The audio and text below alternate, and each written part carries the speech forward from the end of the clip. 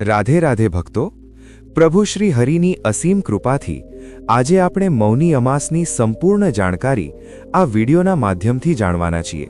જેમ કે મૌની અમાસ ક્યારે છે, વ્રત ક્યારે રાખવું જોઈએ, સ્નાનદાન કેવી રીતે કરવું જોઈએ જેવી સંપૂર્ણ જાણકારી તમને આ એક વિડીયોમાં પ્રાપ્ત થવાની છે। તો વિડીયોને શરૂઆતથી અંત સુધી આખો સ્કીપ કર્યા વિના ચોક્કસ જોઈને જજો। સાથે જ ભગવાન શ્રીમન નારાયણની કૃપા પ્રાપ્ત કરવા હેતુ કમેન્ટ બોક્સમાં જય શ્રી લક્ષ્મી નારાયણ અવશ્ય લખજો। ભક્તો, સ્કંદ પુરાણમાં લખ્યું છે, મૌની અમાવસ્યા કૃતમ મે સ્નાનમ દાનમેવ ચ કોટિ જન્મ કૃતમ પાપમ નશ્યતે નાત્ર સંશયઃ। અર્થાત મૌની અમાસના દિવસે કરેલું સ્નાન, દાન અને તપ કરોડો જન્મોના પાપોનો નાશ કરે છે, આમાં કોઈ શંકા નથી। જેના કારણે આ અમાસનું મહત્વ વર્ષની તમામ અમાસ કરતાં વધી જાય છે।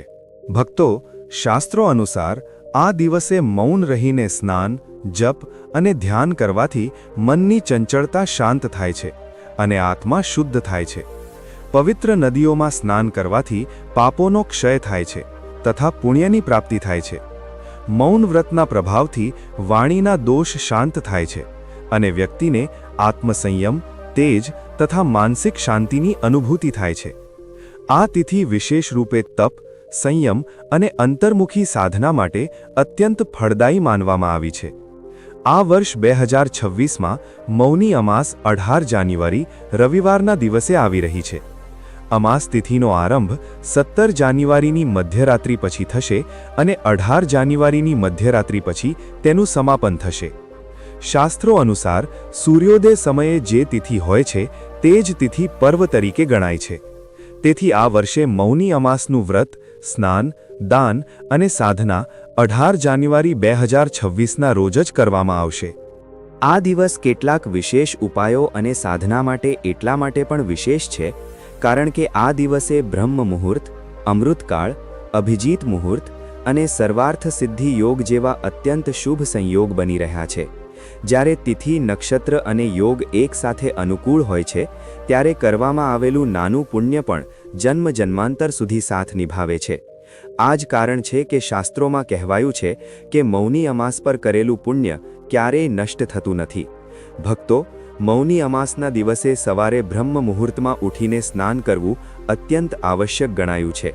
બ્રહ્મ મુહૂર્ત તે સમય છે જ્યારે દેવતાઓનું વિચરણ પૃથ્વી પર માનવામાં આવે છે, જ્યારે વાતાવરણમાં સાત્વિક ઊર્જા તેના ચરમ પર હોય છે અને જ્યારે મનુષ્યનું મન સૌથી વધુ સ્થિર અને ગ્રહણશીલ હોય છે। જો આ સમયે પવિત્ર નદીમાં સ્નાન કરવામાં આવે તો તેને અમૃત સ્નાન સમાન ફળદાયી માનવામાં આવ્યું છે। ગંગા, યમુના, સરસ્વતી, ગોદાવરી, નર્મદા, ક્ષિપ્રા જેવી પવિત્ર નદીઓમાં સ્નાન કરવાનું વિશેષ મહત્વ છે। પરંતુ જો કોઈ કારણસર ત્યાં જવું શક્ય ન હોય તો ઘરે જ સ્નાનના જળમાં ગંગાજળ ભેળવીને શ્રદ્ધાભાવથી સ્નાન કરવાથી પણ તે જ પુણ્ય પ્રાપ્ત થાય છે। શાસ્ત્રો સ્પષ્ટ કહે છે કે ભગવાન ભાવનાના ભૂખ્યા છે। સાથે જ સ્નાન સાથે સાથે મૌની અમાસ પર દાનનું વિશેષ મહત્વ ગણાવવામાં આવ્યું છે। આ દિવસે કરેલું દાન અક્ષય ફળ પ્રદાન કરે છે। અન્નદાન, વસ્ત્રદાન, તલદાન, ધાબળાનું દાન, ગૌસેવા, ગરીબોની સહાયતા, ભૂખ્યાઓને ભોજન કરાવવું, આ તમામ કાર્યો આ દિવસે વિશેષ પુણ્ય આપનારા માનવામાં આવ્યા છે। પરંતુ ભક્તો, દાનનો અર્થ માત્ર આપવું નથી, દાનનો અર્થ છે અહંકારનો ત્યાગ। જો દાન સાથે અહંકાર જોડાયેલો હોય તો તે દાન નિષ્ફળ જાય છે। હવે આપણે મૌની અમાસના સૌથી મુખ્ય વિષય પર ચર્ચા કરવા જઈ રહ્યા છીએ, જે છે મૌન રાખવું। ભક્તો, શાસ્ત્રો કહે છે કે મૌની અમાસના દિવસે મૌન વ્રત રાખવાથી વાણીના દોષો નષ્ટ થાય છે, મનની ચંચળતા શાંત થાય છે અને વિચારોમાં શુદ્ધતા આવે છે। જ્યારે મનુષ્ય મૌન હોય છે ત્યારે જ તે પોતાનામાં ઝાંકી શકે છે। આ જ કારણ છે કે શાસ્ત્રોમાં મૌનને તમામ સાધનાઓની જનની કહેવામાં આવ્યું છે। મૌની અમાસના દિવસે ભગવાન શ્રી હરિ વિષ્ણુનું સ્મરણ અત્યંત પુણ્યકારી માનવામાં આવ્યું છે। કહેવાયું છે કે આ દિવસે જો કોઈ વ્યક્તિ મૌન રહીને માત્ર ભગવાનનું સ્મરણ પણ કરી લે તો તેને અક્ષય પુણ્યની પ્રાપ્તિ થાય છે। મંત્ર જપ, ધ્યાન અને સાધના આ દિવસે શીઘ્ર ફળ આપનારી હોય છે। આ ઉપરાંત આ દિવસે પિતૃતર્પણનું પણ વિશેષ મહત્વ છે। માઘ માસની અમાસ પર કરાયેલા તર્પણથી પિતૃઓ અત્યંત પ્રસન્ન થાય છે અને પોતાના વંશજોને આશીર્વાદ પ્રદાન કરે છે.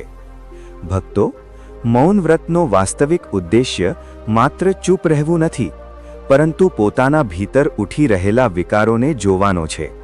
જ્યારે મનુષ્ય બોલવાનું બંધ કરે છે, ત્યારે તેને પોતાના જ વિચારોનો કોલાહલ સંભળાવા લાગે છે. તે જ ક્ષણ સાધનાનો વાસ્તવિક પ્રારંભ હોય છે. શાસ્ત્રો કહે છે કે જે વ્યક્તિ મૌની અમાસના દિવસે મૌન રહીને પોતાના મનની ગતિને ઓળખી લે છે, તે જીવનના સૌથી મોટા રહસ્યને સમજી લે છે.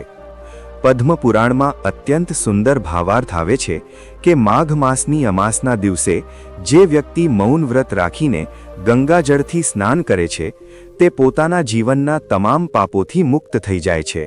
આનો અર્થ એ નથી કે માત્ર જળ શરીરને સ્પર્શ કરે અને પાપ સમાપ્ત થઈ જાય, પરંતુ આનો અર્થ એ છે કે જ્યારે મન, વાણી અને કર્મ ત્રણેય એકસાથે શુદ્ધ થાય છે, ત્યારે જ પાપોનો ક્ષય થાય છે. સ્નાન શરીરને શુદ્ધ કરે છે, મૌન મનને અને સંયમ કર્મોને. વળી સ્કંદ પુરાણમાં એ પણ કહેવાયું છે કે મૌની અમાસના દિવસે કરેલું દાન કરોડો જન્મોના પાપોનો નાશ કરવાની ક્ષમતા રાખે છે. મૌની અમાસના દિવસે કરેલું દાન શાસ્ત્રોમાં અત્યંત પુણ્યદાયી માનવામાં આવ્યું છે. આ દિવસે અન્નનું દાન કરવાથી જીવનમાં ક્યારેય અન્નની કમી નથી થતી અને દરિદ્રતા દૂર થાય છે. કાળા તલનું દાન પિતૃદોષ અને ગ્રહદોષોની શાંતિ માટે શ્રેષ્ઠ ગણાયું છે. વસ્ત્રદાન કરવાથી માન સન્માન અને સૌભાગ્યમાં વૃદ્ધિ થાય છે. ગૌદાન કે ગૌ સેવા કરવાથી તમામ પાપોનો ક્ષય થાય છે અને વિશેષ પુણ્યની પ્રાપ્તિ થાય છે. ધાબળા, જોડા, ચપ્પલ કે ઊનની વસ્તુઓનું દાન ઠંડીથી પીડિત જરૂરિયાતમંદોને આપવાથી અક્ષય પુણ્ય ફળ મળે છે. આ સાથે જ ગોળ, ઘી અને પાત્ર એટલે કે વાસણનું દાન કરવાથી સુખ, સમૃદ્ધિ અને પારિવારિક શાંતિ જળવાઈ રહે છે. મૌન ભાવથી, શ્રદ્ધા અને વિનમ્રતા સાથે કરેલું દાન આ દિવસે અનેક ગણું ફળ આપનારું માનવામાં આવ્યું છે. ભક્તો, મૌન વ્રતનો એક બીજો અત્યંત મહત્વપૂર્ણ પક્ષ છે વાણીની શુદ્ધિ. આજે મનુષ્યની સૌથી મોટી સમસ્યા તેની વાણી છે. કઠોર વચનો, અસત્ય, નિંદા, વ્યર્થની વાતો અને બિનજરૂરી વિવાદ આ બધું વાણીના દોષ છે.